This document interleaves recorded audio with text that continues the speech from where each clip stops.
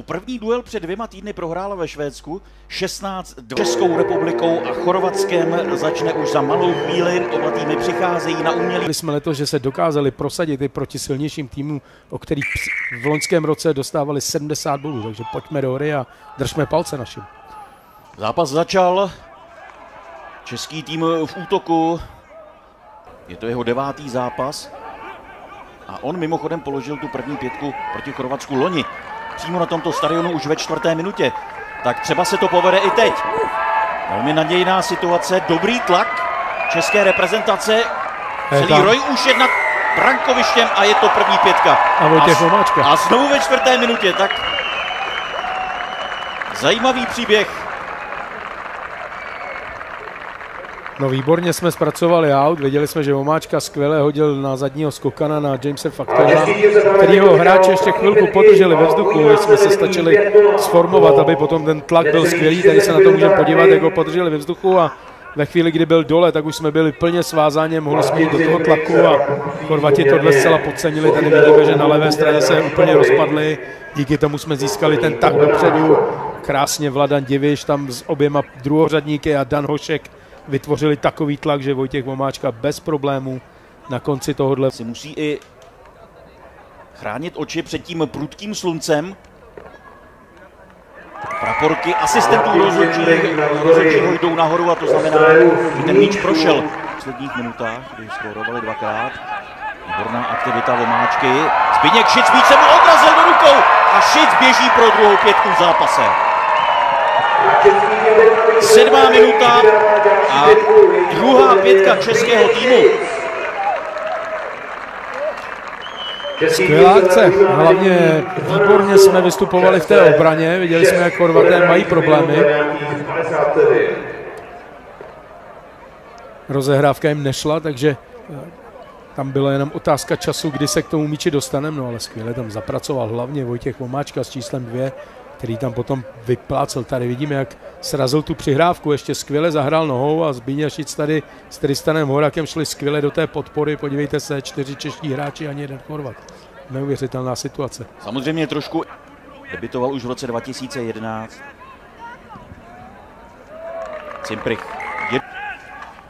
Cimprich do souboje na Romana Sklenského pro změnu hráče Dragonu. And you never release.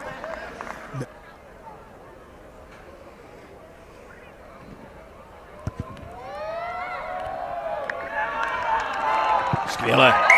Výborný směr a i výška. Zbyněk Šic společně s Dominikem Svobodou. Tak co se stane teď? Uplatněná výhoda.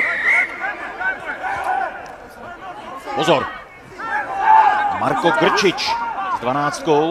Už to vypadalo, že se rozběhne s míčem až do brankoviště. Tohle je velká šance Chorvatů a vypadá to na první 5, zatím ještě ne.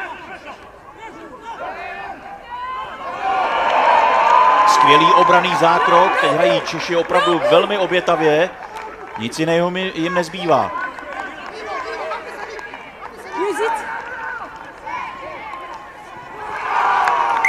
Teď už hlavní rozhodčí píská, Chorvaté snižují, i oni pokládají 5 v 17. minutě. Měl by to být se 7. Andrija Galič. No, už to pro nás bylo velice náročné, ta aktivita vadla trošku. Viděli jsme, že zajímavé pozici, nebezpečné pro český tým, autové vhazování na nějakých 10 metrech. Velmi dobře se svázali do mólu a jdou dopředu. Už jsme viděli, že dokázali Čechy přetlačit v té předchozí situaci, ve které skórovali.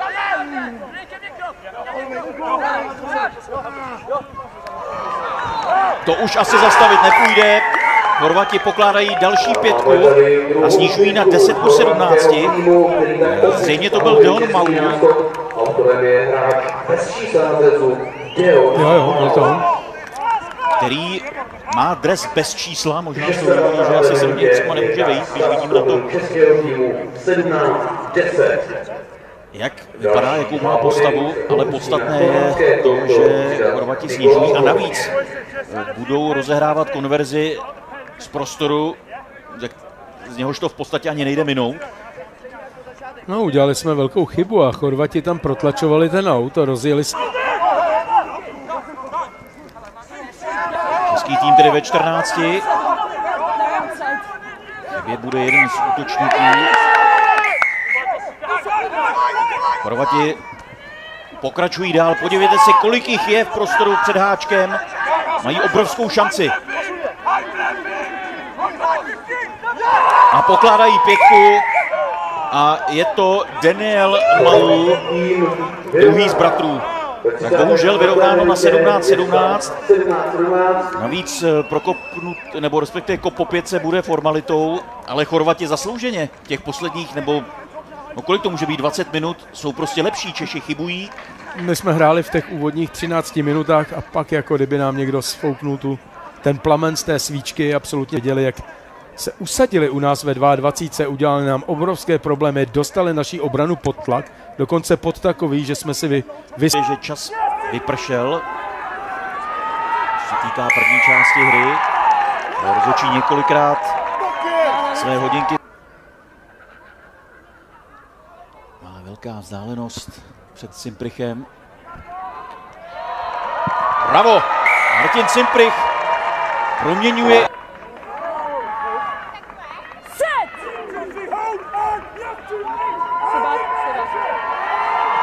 Výborný tlak. Šic čeká, až se k němu vyvalí míč. To se už asi nestane. Máme výhodu. Jsme ve výhodě. Šic se ale nemůže dostat k míči, tak snad ho zvedne nějaký rojník. To se povedlo. Cimprich jde čistit. Rozehrávka zpátky do středu hřiště. Vomáčka. Bude se snažit prorazit. Ještě stále není v brankovišti. Chorvati ho musí uvolnit. Tristan Horak. Dlouhá přihrávka na levou stranu. A je to pětka. Skvěle se zorientoval Adam Koblic. 10. zápas za reprezentaci. Byly problémy opět s tím protlačováním, moc se nekoukáme po hřišti. Chorvati byli natěsňáni v tom středu hřiště a na krajích. I Lukáš Brada, i Koblic byli dlouhodobě volní a chtěli ten míč. Stačilo to tam.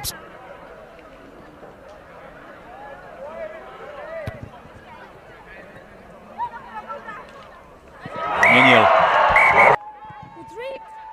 Horak a jeho kop až na polovinu Chorvatů, kteří to měli proti sluníčku. Mluvili jsme o tom hodně. Nik Jurišič se balonu dotkl, od něj šel do autu. Tak, teď se trošku srovnat, protože... No, je to Adam Koblic. Je to skvěle. Tak český tým se opravdu srovnal a pokládá... Vlastně, tady podívejte, Koblic výborně rozehrál ten aut. Tam mi přišlo, že i jeho spoluhráči nečekali, že to udělá tak rychle. Ale přesto to tam hodil, bylo nás tam víc a ještě navíc si všimli, že tam na středu hřiště stojí jenom rojníci z první a druhé řady. To znamená, vlastně jenom korunovala tu naší snahu. Doufejme, že už nebudeme dělat zbytečné chyby a... Chyba Chorvatů, kterou snad potrestá, ne, nepotrestá Jakub Havel. A nebo ano? Ano, pětka byla uznána, pomezní rozhodčí pomohl hlavní, viděl to z boku to položení. Havlovi se podařilo, ke konci začalo trošku zvedat, tady to vidíme. Havel výborně unikl pod úhlem a tady se podívejme na tu jeho práci. Tady se mu podařilo položit na tu čáru, byl typický tahový hráč, velmi dobře doplněný všemi ostatními. A Lukáš Brada. Lukáš Brada skoroval ve Švédsku a teď si běží pro další pětku. Tou kličkou má a neuvěřitelně rychle a obránci nestihli vůbec reagovat na to, prořízli jak nůž máslem a pokládně čeští hráči se dobře přesunuli na tu levou stranu do podpory a bez...